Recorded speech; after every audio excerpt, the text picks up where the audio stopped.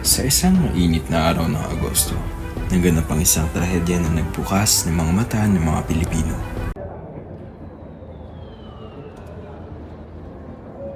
Matapos ang 3 taon sa Amerika, oras na upang bumalik at ipaglaban ang ating bayan. Ang Pilipino ay dapat ipaglaban.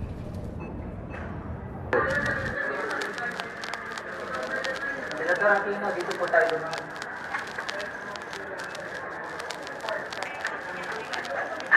Narito na si Ninoy, ang bayani! Ano nangyayari? Ba't siya pinapatay ng maraming sundalo?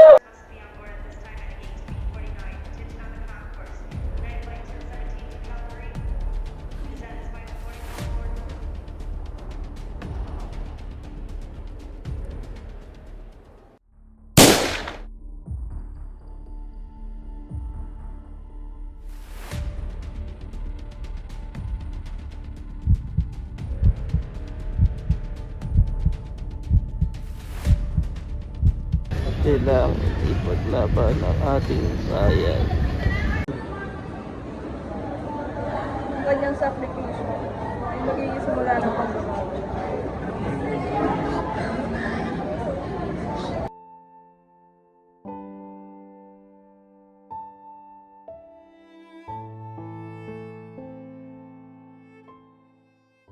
Noong November 4, 1985, sa isang panayam ng Pangulong Ferdinand Marcos sa programa This Week with David Burnley, inihayag niya ang kanyang desisyon na magdaos ng snap election. Mga darating na araw, ako ay mag-aanunsyo ng isang snap election upang ipakita ang delegasyon at demokrasya sa mga mamamayan. Ang balitang ito ay nagdulot ng gulo at pag-asa sa mga Pilipino. Mga kababayan, ako'y nakikisira. Kapag isang pagkamatay ng isang biniglo ang inyong dulo. Ako'y maglubalangin para sa ating demokrasya. Ngayon, kailangan na ng dulo upang ipaglaban ang ating karapatan. Sa kabila ng kanyang pag-aalinlangan, nagpasya si Cory na tumakbo bilang Pangulo sa pamamagitan ng isang petisyon na may 1.2 milyong lagda. Siya ay naikayat na pumasok sa laban. Upang ipaglaban ang ating karapatan. Para sa bayan! Sorry, tayo ang magkaisa. Ang ating laban hindi lamang sa ating, kundi para sa Pilipino na nagdanais ng pagbabago. Noong Pebrero 7, 1986, naganap ang snap election sa Pilipinas. Ang mga tao ay umasa para sa pagbabago. Ngunit, ang mga ulat ng pandaraya at karahasan ay nagdulot ng takot at galit. Ang ating grupo ay hindi lamang sa isang papel. Ito ay sinisimbolo ng pag-asa, pangarap para sa mas magandang kinabukasan. Ang rally ay ginanap sa Rizal Park at umabot sa humigit kumulang 2 milyong tao ang dumulo. Ang kanilang tinig ay umabot sa mga simbahan at sa iba pang sektor ng lipunan. Mga kapwa Pilipino, tayo ay dapat magtipon at ipakita ang ating suporta kay Cory Aquino. Iwasan natin ang mga produktong pagmamayari ng mga kaalyado ni Marcos.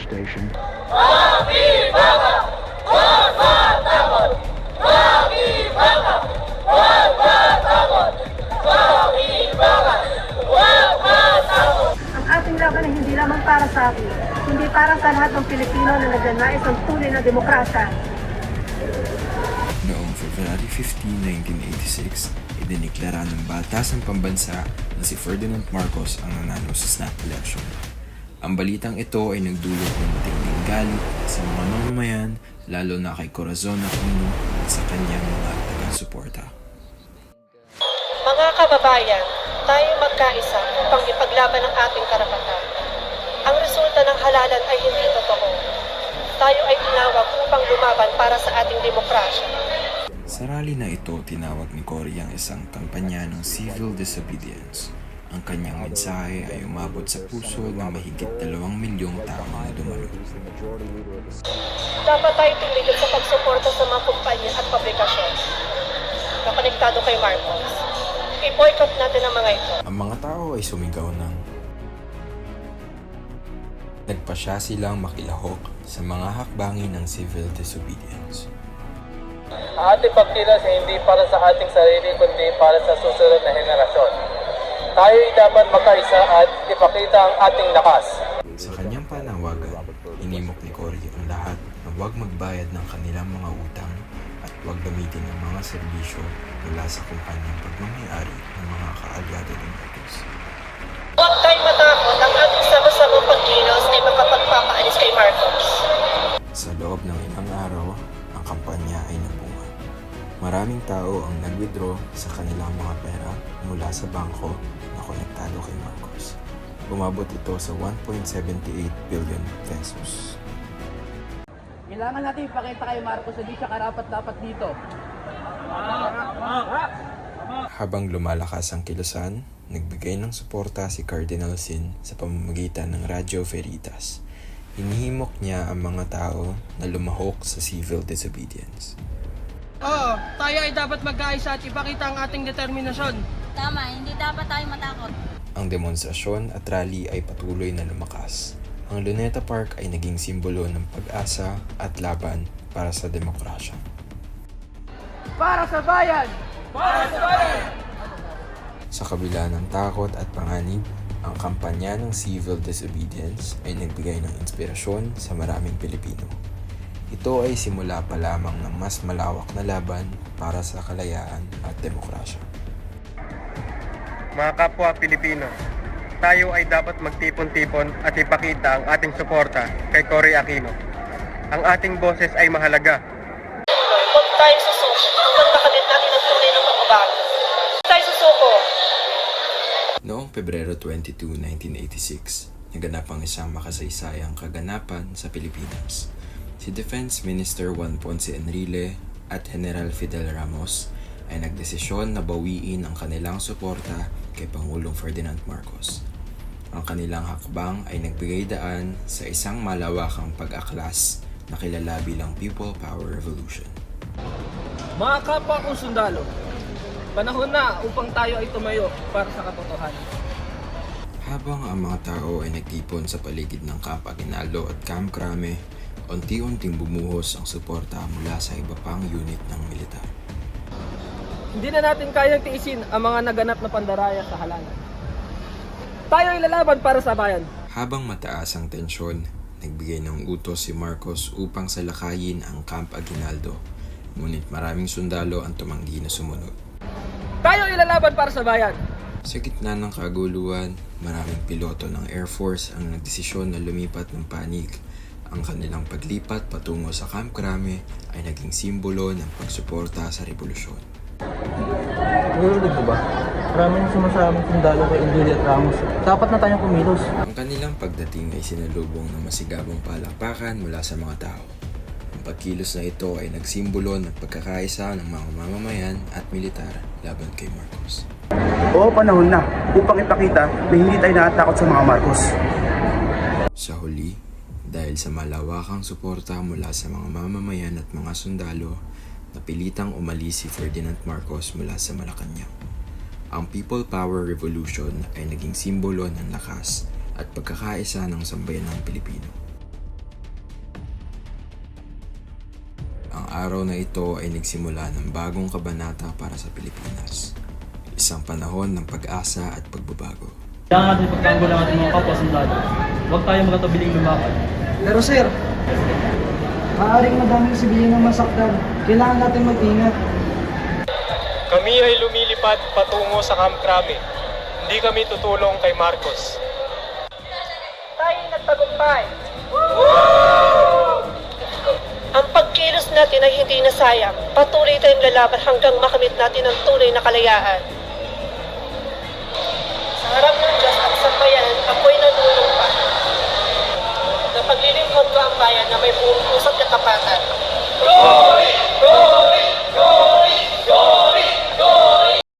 Noong Pebrero 22, 1986, matapos ang mga ulat ng pandaraya sa snap election, nagdesisyon si Cardinal Jaime Sin, ang Absorbispo ng Maynila, na makipag-ugnayan sa mga tao sa pamamagitan ng Radyo Veritas.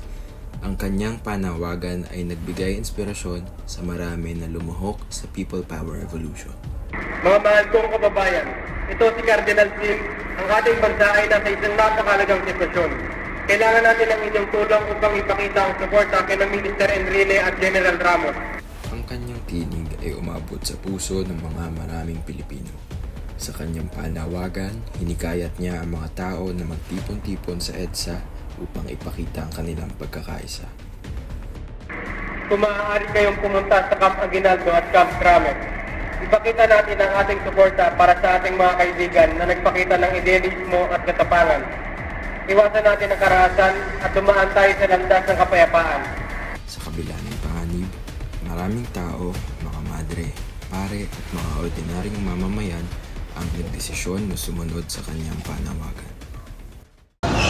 Manalangin tayo para sa kapayapaan. Tayo ay dapat magtipon-tipon at ipakita ang ating suporta. Habang dumarami ang mga tao sa EDSA, ang kanilang pagkilos ay naging simbolo ng pag-asa at pagkakaisa laban kay Reymen Marcos. Tayo makisa, ang presensya natin ay mahalaga. Sa oras na iyon, nakilala ang Radyo Veritas bilang pangunahing daluyan ng impormasyon at inspirasyon para sa mga nagpaprotesta. Ang tawag ni Cardinal Sim ay dapat natin tugunan. Ang kanyang mga salita ay nagbigay lakas sa mga tao na nagpatuloy na dumagsa sa EDSA. Ang kanyang pagkilos ay nagpamalas ng lakas ng sambayanan. Pinapanalangin ko na tayo ay magkaisa sa pamamagitan ng ating sama-samang pagkilos at panalangin. May iwasan natin ang karahasan at makakamit natin ang kapayapaan. Salamat kay Cardinal Sim. Ang ating pagkilos ay hindi lamang para sa atin, para sa lahat ng Pilipino. Noong Pebrero 22, 1986, nagtipon-tipon ang humigit 2 milyong tao sa kahabaan ng EDSA. Ang kanilang layunin ay lumikha ng isang human barricade laban sa mga puwersa ng militar ni Ferdinand Marcos habang nakikilahok sa mapayapang demonstrasyon. Mga kababayan, ang ating pagkilos ay mahalaga. Sa mga oras na iyon, ang mga tao ay nagtipon-tipon mula sa iba't ibang bahagi ng bansa.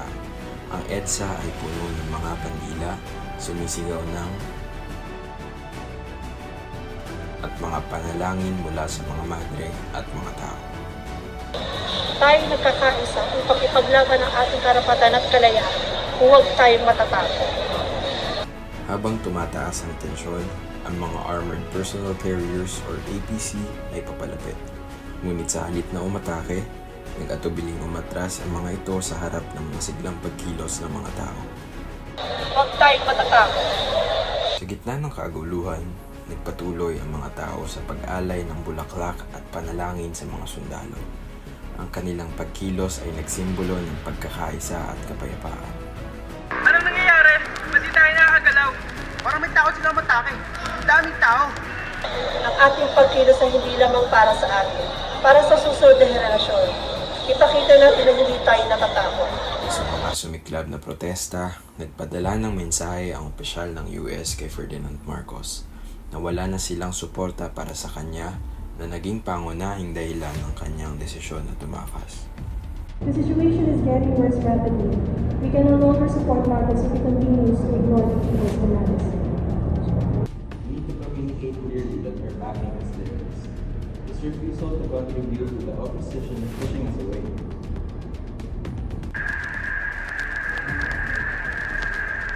I can't believe this is happening. The US has always been by my side. Why they are pulling your supports now? The protests are growing. We lose US backing, we may not be able to maintain control much longer. Gusto namin ang pagbabago. Paalisin si Marcos. No more dictatorship. Makibaka! Huwag matakot! Makibaka! Huwag matakot! Mr. President, we must be clear your actions have consequences. If you do not address the concerns of your people, we cannot guarantee our support. If I lose their support, what choice do I have then? Sa isang madilim na gabi ng Pebrero 25, 1986, ang Pilipinas ay nasa gitna ng isang makasaysayang pagbabago. Ang mga tao sa EDSA ay nagtipon, nag-aaklas laban sa isang rehimeng matagal nang nagdudulot ng takot at pang-aabuso. Sa likod ng eksena, si Ferdinand Marcos at ang kanyang pamilya ay nagtatangka ng tumakas mula sa kanilang palasyo. Ferdinand, ano nangyayari? Bakit ang mga tao nag-aakla? Sinasabi nila hindi ka na nila gusto. Habang si Marcos ay nag-iisip, ang kanyang mga tagapayo ay nagmamadali upang ihanda ang kanilang pagtakas. Ang takot at pagkabigo ay lumabas sa kanilang mga mata. Ang mga tao ay nagprotesta sila dahil sa mga resulta ng halalan. Sa gitna ng kaguluhan, ang pamilyang Marcos ay nagtungo sa helicopter. Iniwan ang kanilang tahanan at kanilang kapangyarihan. Ang mga tao sa EDSA ay patuloy na nagdiriwang, hindi alam na ang kanilang laban ay nagbunga na. Akala ko'y makapagpatuloy pa tayo. Ngunit tila hindi na yun posible. Kailangan na natin umalis sa lalong madaling panahon. Nakikita mo ba ang mga tao sa labas? Sila'y nagdiriwang. Bakit tayo aalis? Habang umuusad ang helicopter papalayo sa Malacanang, nagsimula na magbago ang takbo ng kasaysayan ng Pilipinas. Ang People Power Revolution ay nagtagumpay at si Corazon Aquino ay nahalal bilang bagong Pangulo. Ang diktatorya ni Marcos ay natapos na. Hindi na ito laban. Wala na tayong nakuha suporta mula sa militar. Kung magpapatuloy tayo dito, tiyak na maraming luguan dadaloy. Ngunit para sa mga Pilipino, ito ay simula ng isang pagbabago at pag-asa ng demokrasya. Ang araw na iyon ay magiging tanda ng pagkakaisa at lakas ng loob ng mga mamamayan laban sa pang-aapi. Ferdinand, paano tayo makakaalis? Saan tayo pupunta? Sa Hawaii, doon tayo magkakaroon ng bagong simula. Kailangan na natin umalis ngayon na. Pero Papa, ba't tayo aalis? Ito ay aming bahay, ang aming bayan. Iwan natin to? Oo anak, ngunit kailangan natin gawin to para sa ating kaligtasan. Ito na ba ang ating katapusan? Ang lahat ng ating pinaghirapan? Sa tingin ko, Imelda, ito na ang wakas ng ating mereng mayaman at makapangyarihan. Ngunit huwag natin kalimutan na tayo may kasaysayan. Papa, ano bang mangyayari sa atin doon? Magiging maayos tayo. Kailangan natin magtiwala sa isa't isa. Naway makuha natin muli ang lahat ng ito balang araw. Ang mga tao mula sa iba't ibang bahagi ng bansa ay nagtungo sa EDSA. Ang mga kababaihan, kalalakihan at mga bata ay sama-samang nagdasal at nagbigay ng suporta kay Cory Aquino. Ang kanilang tinig ay umabot hanggang sa mga pader ng Malacanang.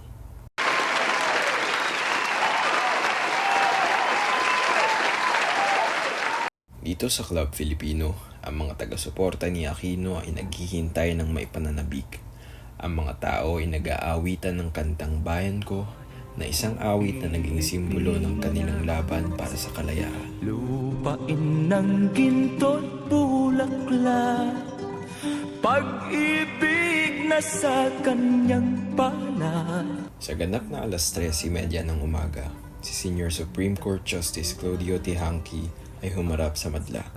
Ang kanyang boses ay umabot sa lahat habang siya ay nagsasalita.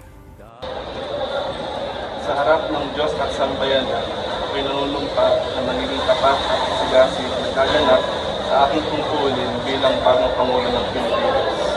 Si Corazon Aquino, ang unang babaeng Pangulo ng Pilipinas, ay tumayo upang ipahayag ang kanyang panunumpa. Ang kanyang mga mata ay puno ng emosyon habang siya ay nanunumpa.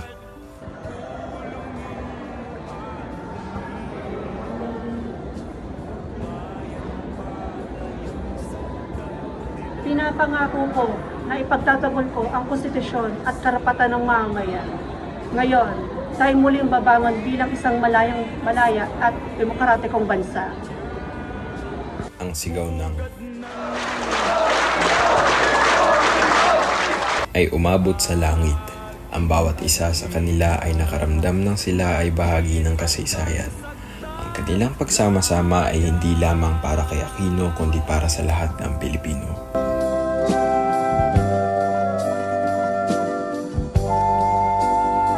Matapos ang seremonya, ang mga balita tungkol sa pagtakas ni Ferdinand Marcos mula sa bansa ay umabot na sa madla. Ang saya at galak ay bumuhos sa kalsada habang ang mga tao ay nagsasayawan at nagdiriwang. Ang araw na ito ay hindi lamang isang inaugurasyon, kundi isang simbolo ng tagumpay laban sa pangapi. Isang bagong kabanata ang nagsimula para sa Pilipinas, isang bansa muli ang bumangon mula sa dilim patungo sa liwanag. Ibon mang may layang lumipad, kulungin mo at umiiyak. Bayan pa kayang sakdal tila. Ako bahala, wag mo na itanong. Ha? Wag mo na itanong. Sigurado ka, bossing? Oo, ako bahala dito. Ano ba, nagmamadali ka ba? Hindi. Anak ka ng teteng. Anak ka ng weteng.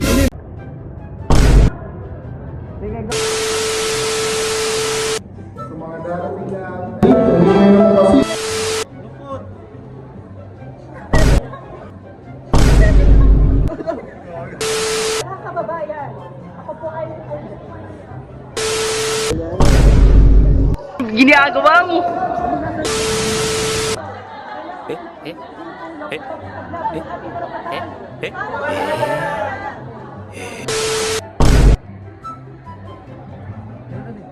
Maraming sundalo sumasali.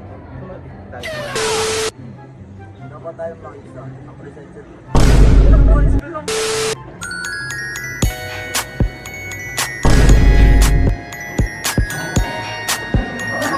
Pagbabago, palisin si Marcos. No more dictatorship. Makibaka.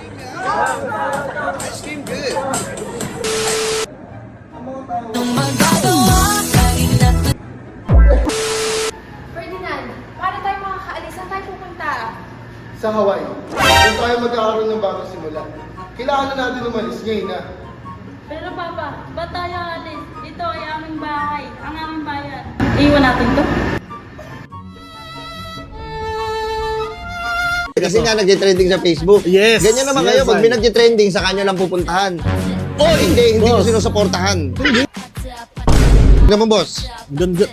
Uy, nagpapasikat ka sa akin.